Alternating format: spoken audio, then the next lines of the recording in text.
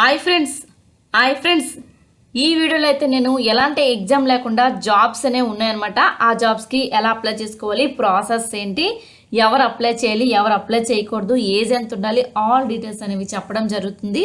So వీడియోని అయితే last వరకు చూడండి, ఎక్కడ స్కిప్ చేయొద్దు. సో ఫ్రెండ్స్, మనం చూసుకున్నట్లయితే మనకి government of India ministry of communication చూసినట్లయితే డిపార్ట్మెంట్ ఆఫ్ పోస్ట్ తెలుసు కదా, మీకు అందరికీ కూడా పోస్ట్ ఆఫీస్ తెలుసు. అందులో మనకి జీడిఎస్ సెలక్షన్లో అయితే ఎలాంటి ఎగ్జామ్ లేకుండా జాబ్స్ అనేవి ఉన్నాయన్నమాట. ఓన్లీ 10th క్లాస్ పాస్ అయితే చాలు, అందరూ కూడా అప్లై చేసుకోవచ్చు, మేల్ అండ్ ఫీమేల్ కూడా. ఇక్కడ చూడండి ఫ్రెండ్స్, నోటిఫికేషన్ నెంబర్ వచ్చేసి అండ్ అలానే జీడిఎస్ జాబ్స్ అని అంటారు వీటిని. ఈ జాబ్స్కి వచ్చేసి మనకి 20 ఆగస్టులో స్టార్ట్ అయ్యాయి అనమాట. లాస్ట్ డేట్ వచ్చేసి సెప్టెంబర్ వరకు ఉంది. సో డీటెయిల్స్ అని ఇప్పుడైతే మనం తెలుసుకుందాం. ఇవి మనకి ఎవ్రీ ఇయర్ కూడా రిలీజ్ అవుతూ ఉంటాయి, ప్రతి సంవత్సరం కూడా ఈ జాబ్స్ అనేవి రావడం జరుగుతుంది. వీటిని వచ్చేసి గ్రామీణ్ డాక్ సేవక్ జీడిఎస్ అని అంటారు. ఇందులో మనకి షెడ్యూల్ 2 అనేది రిలీజ్ చేయడం జరిగింది. ఆల్రెడీ లాస్ట్ టైం రిలీజ్ అయ్యాయి, ఇప్పుడైతే మనకి షెడ్యూల్ 2 అనమాట, సెకండ్ పేజ్ అనేది రిలీజ్ కావడం జరిగింది. ఇందులో మనకి ఏ వేకెన్సీస్ ఉన్నాయంటే కనుక బ్రాంచ్ పోస్ట్ మాస్టర్ అంటే బీపీఎం అండ్ అలానే అసిస్టెంట్ బ్రాంచ్ పోస్ట్ మాస్టర్ అంటే ఏబిపిఎం, ఈ 2 పోస్టులకి మీకు జాబ్స్ అనేవి రిలీజ్ చేశారు. సో మరి ఎక్కడెక్కడ రిలీజ్ చేశారు, ఎవరు అప్లై చేసుకోవాలైతే ఇప్పుడు మనం తెలుసుకుందాం.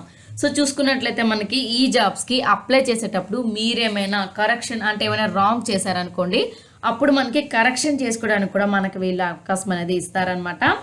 సో అప్లై చేసేటప్పుడు ఇప్పుడైతే మనం ఎలా అప్లై చేసుకోవాలి, ఏం చేయాలనేది చెప్తాను.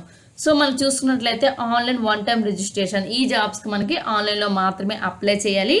31/8/2026 నుంచి 19/9/2026 వరకు అప్లై చేసుకోవడానికి టైం అనేది ఇవ్వడం జరిగింది. Next submission of online applications and fee, ఎప్పుడైతే చూసుకున్నట్లయితే కనుక 2/9/2026 నుంచి 21/9/2026 వరకు మీరు ఫీజు అనేది పే చేసుకోవచ్చు అనమాట.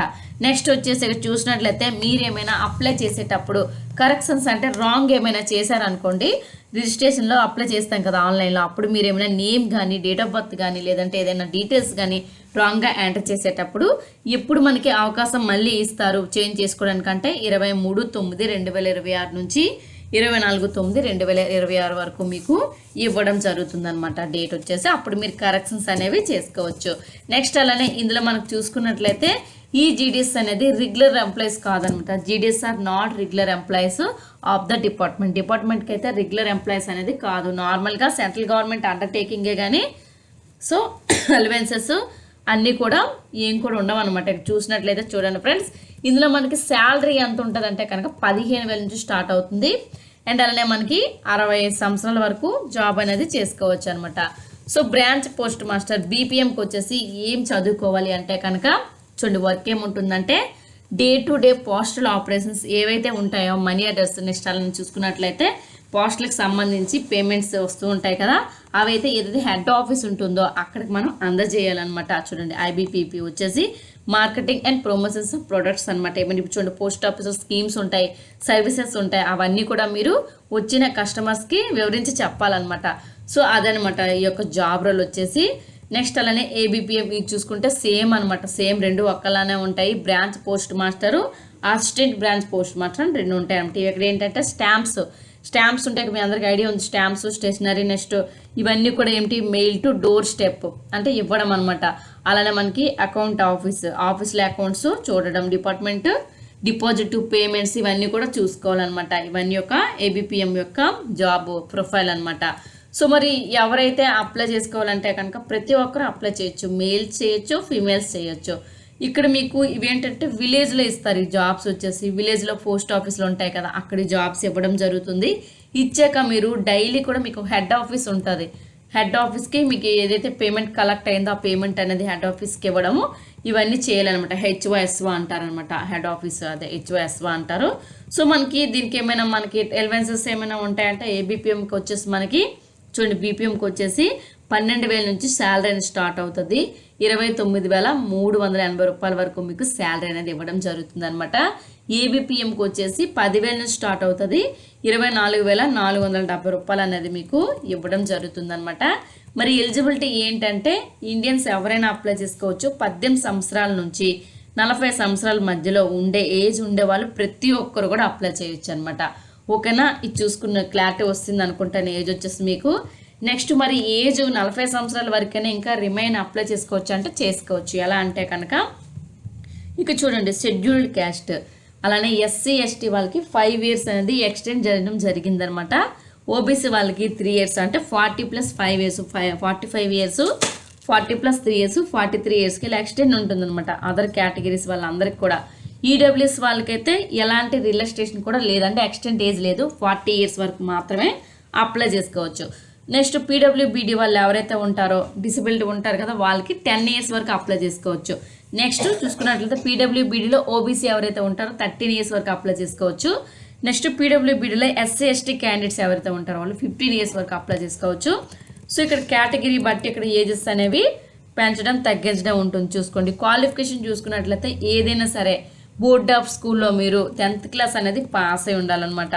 నెక్స్ట్ వచ్చేసి ఇక్కడ కొన్ని ఇవ్వడం జరిగింది. అరుణాచల్ ప్రదేశ్ వాళ్ళకైతే ఇక్కడ అప్లై చేసుకోవడానికి లేదని చెప్పేసి చూడండి, ఓకేనా. నెక్స్ట్ చూసినట్లయితే ఎలాంటి ఎగ్జామ్ కూడా ఉండదని చెప్పాను. ఎగ్జామ్ అనేది అస్సలు ఉండదు. కంప్లీట్గా మీరు అప్లై చేసుకున్న తర్వాత ఆన్లైన్లో చేసుకుంటారు.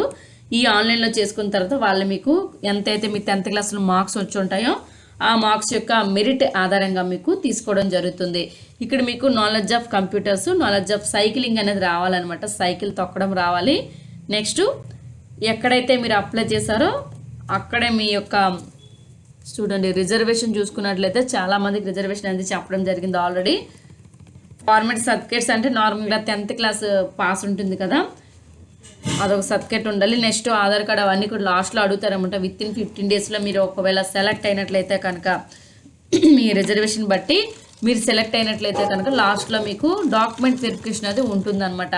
సో అప్పుడు మీరు ఏవైతే ఇక్కడ డాక్యుమెంట్స్ మెన్షన్ చేస్తున్నామో ఆ డాక్యుమెంట్స్ అనేవి మీరు తీసుకొని వెళ్ళినట్లయితే మీకు ఈజీగా డాక్యుమెంట్ వెరిఫికేషన్ చేసి ఎక్కడైతే పోస్టింగ్ వేకెన్సీ మీరు పెట్టుకుంటారో ఆల్రెడీ మీరు ఏం చేస్తారంటే నోటిఫికేషన్ అప్లై చేసినప్పుడే ఏదైతే ఆన్లైన్లో అప్లై చేస్తారో అప్పుడే మీరు మీకు ఏ జిల్లాలో కావాలో ఆ జిల్లాలో మీరు నోట్ చేసుకుంటారు. అదే టిక్ చేసుకుంటారనమాట.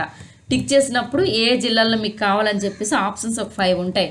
ఆ 5 ఆప్షన్స్ కూడా మీకు నచ్చిన జిల్లాలు అనేవి మీరు పెట్టేసుకోవచ్చు. నెక్స్ట్ ఇక్కడ గ్రేడ్ చూసుకున్నట్లయితే ఎంత తీసుకుంటారంటే చూసుకోండి. గ్రేడ్ A1 వచ్చేసి 10 పాయింట్స్, A2 వచ్చేసి 9 పాయింట్స్.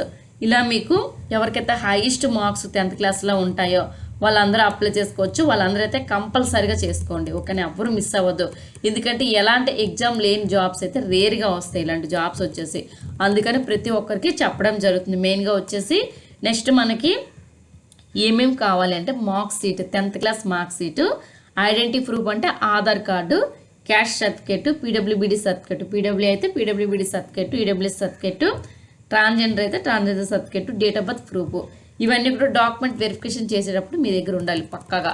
ఇవన్నీ చేసుకున్న తర్వాత జాబ్ మీరు సెలెక్ట్ అయ్యారా లేదా అని చెప్పేసి మనకైతే 30 డేస్లో మనకి ఒక పీడిఎఫ్ వస్తుంది అనమాట. ఎలా అంటే ఆన్లైన్లో రిజల్ట్ అనేది రావడం జరుగుతుంది. ఆ రిజల్ట్లో మీ నేము, మీ డేట్ ఆఫ్ బర్త్ అలా సెలెక్ట్ చేసుకుని ఓపెన్ చేస్తే వచ్చేస్తారు డీటెయిల్స్ అనేవి. వచ్చేసాక మీరు కనుక సెలెక్ట్ అయినట్లయితే మీకు డైరెక్ట్గా మెయిల్లోనే ఇంటిమేషన్ ఇస్తారు. ఇచ్చాక మీరు డైరెక్ట్గా ఏదో డేట్ మెన్షన్ చేస్తారో ఆ డేట్కి అయితే నేను చెప్పిన ఇప్పుడు ఏదైతే డాక్యుమెంట్స్ ఉన్నాయో ఆ డాక్యుమెంట్స్ తీసుకొని మీరు వెళ్ళాలన్నమాట. ఇది ప్రాసెస్. చూసారు కదా, ఈ జాబ్స్కి అప్లై చేయాలంటే ఇది ప్రాసెస్. ఇలాంటి మరెన్నో జాబ్ అప్డేట్స్ మీకు డైలీ కావాలంటే మీరు ఏం చేయాలంటే మన యూట్యూబ్ ఛానల్ అయితే సబ్స్క్రైబ్ చేసుకోవాలి. మీ ఫ్రెండ్స్ ఎవరైనా ఉంటే కనుక వాళ్ళకి ఈ ఇన్ఫర్మేషన్ అనేది కావాలి కనుక వాళ్ళతో కూడా సబ్స్క్రైబ్ చేయించండి. అలానే మీకు ఏమైనా డౌట్స్ ఉన్నట్లయితే కనుక నాకు కామెంట్లో అడిగితే రిప్లై ఇస్తాను. అలానే ఇంకా మీకు ఏ జాబ్ కోసం ఏ సిలబస్ కోసం వీడియో కావాలంటే నాకు మీరు అడిగినట్లయితే వీడియో నేను చేసి పెడతాను. నెక్స్ట్ అయితే ఇప్పుడు ఈ జాబ్స్కి ఎలా అప్లై చేయాలో చెప్తాను. ప్రతి ఒక్క జాబ్కి ఇదే ప్రాసెస్ అనమాట అప్లై చేయడానికి. జాబ్ కోసం అయితే డీటెయిల్స్ చూసారు. ఈ డీటెయిల్స్ అనేవి మీరు తెలుగులో చూసుకోరు కదా, తెలుగులో చూసుకొని మీకు ఓకే ఉందో లేదో చూసుకొని మీరు ఎలిజిబుల్ కాదా చూసుకొని అప్లై చేయడానికి అయితే తెలుగులో చూడాలి.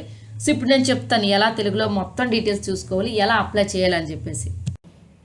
సో గైస్, ఈ జాబ్స్కి ఎలా అప్లై చేయాలి అంటే మీరైతే నా ఛానల్లో వీడియోలో చూస్తున్నారు కదా, ఈ వీడియో కిందనే మీకు టైటిల్ ఉంటుంది. ఈ జాబ్స్ వచ్చేసి పోస్టల్ జీడీఎస్ కనుక జీడీఎస్ అని చెప్పేసి ఇక్కడ టైటిల్ ఉంటుంది అనమాట. సో ఈ టైటిల్ ఏదైతే ఉందో ఈ టైటిల్ కిందనే మీకు MORE మోర్ అని చెప్పేసి ఇలా కనిపిస్తుంది. మోర్పై ఇలా క్లిక్ చేసుకుంటే మీకు ఇలా ఓపెన్ అవుతుంది అనమాట. ఇక్కడ చూసారు కదా, job full details apply link అని చెప్పేసి ఏదైతే ఇక్కడ లింక్ కనిపిస్తుందో ఈ లింక్పై క్లిక్ చేసుకుంటే డైరెక్ట్గా మన వాట్సాప్ ఛానల్ అనేది ఓపెన్ అవుతుంది. వాట్సాప్ ఛానల్లో మీరు ఫాలో చేసుకోండి, ఎందుకంటే ఆల్ జాబ్ డీటెయిల్స్ అక్కడే ఉంటాయి. అలానే కొన్ని కాంపిటేటివ్ ఎగ్జామ్స్కి సంబంధించిన ఫ్రీ మెటీరియల్స్ కూడా ఇవ్వడం జరుగుతుందన్నమాట. మెయిన్గా టెట్కి వచ్చేసి టెట్కి డిఎస్సికి సంబంధించిన మెటీరియల్ అనేది మనం వాట్సాప్ ఛానల్లో ఫ్రీగా ఇస్తున్నాము. సో వాట్సాప్ ఛానల్లో అయితే ఇక్కడ క్లిక్ చేసి ఛానల్ ఓపెన్ అవుతుంది. ఫాలో పై క్లిక్ చేసి అయితే ఫాలో అయిపోండి. అయిపోయాక అక్కడ మీకు ఈ జాబ్ కోసం డీటెయిల్స్ ఉంటాయి, పోస్టల్ జీడీస్ కోసం డీటెయిల్స్ ఉంటాయి. అక్కడ నుంచే మీరు చూసుకొని అయితే అప్లై చేసుకోండి. ఇదనమాట ప్రాసెస్. సో నేనైతే ఇప్పుడు మీకు మన వెబ్సైట్ కూడా ఓపెన్ చేసి చూపిస్తాను ఎలా ఉంటుంది ఏంటని చెప్పేసి. సో గైస్, మీరు క్లిక్ చేసిన వెంటనే మన ఇన్స్టా చూడండి, ఇక్కడ ఏదైతే వాట్సాప్ ఉందో వాట్సాప్ పేజ్ ఇలా ఓపెన్ అవుతుంది. ఇక్కడ మీకు ఫాలో ఉంటుంది, ఫాలో చేసుకోండి. ఇక్కడ ఆల్ జాబ్స్కి సంబంధించిన లింక్స్ ఉంటాయి, చూసారు కదా, ఇవన్నీ జాబ్స్ అనమాట. చూడండి, డైలీ కూడా ఇక్కడ జాబ్ అప్డేట్స్ ఇచ్చి ఉంటాం అనమాట. సో ఇక్కడ మీరు ఏం చేస్తారంటే మీకు ఇందులో ఏ జాబ్ అయితే నచ్చిందో ఆ జాబ్కి లింక్ ఉంది కదా, ఇక్కడ అప్లై అని చెప్పేసి లింక్ ఉంది కదా, ప్రతి దగ్గర లింక్పై క్లిక్ చేస్తే మన వెబ్సైట్ ఓపెన్ అవుతుంది. వెబ్సైట్లో డైరెక్ట్గా జాబ్ కోసం డీటెయిల్స్ ఉంటే అక్కడ నుంచి అప్లై చేసుకోవచ్చు. ఇది ప్రాసెస్. చూడండి, ఎస్బీఐలో నెక్స్ట్ పోలీస్ జాబ్స్ చూడండి, డైరెక్ట్గా Telangana jobs police last date apply అని ఉంది కదా, ఈ అప్లైపై క్లిక్ చేస్తే జాబ్ డీటెయిల్స్ తెలుగులో ఉంటే చూసుకుంటారు. మీకు అంతా ఓకే అయ్యాక మాకు ఈ జాబ్ సెట్ అవుతుందంటే అక్కడ నుంచి అప్లై చేసుకోవచ్చు. మన వెబ్సైట్లోనే అప్లై లింక్ ఉంటుంది, అప్లై చేసుకోండి. మీరైతే అప్లై పై లింక్ పై క్లిక్ చేస్తేనే డీటెయిల్స్ వస్తాయి. ఓకేనా, ఇది ప్రాసెస్. ఇలాంటి మరెన్నో జాబ్ అప్డేట్స్ కోసం మన ఛానల్ అయితే సబ్స్క్రైబ్ చేసుకోండి. ఏమైనా డౌట్స్ ఉంటే కామెంట్లో అడగండి. Thank you so much.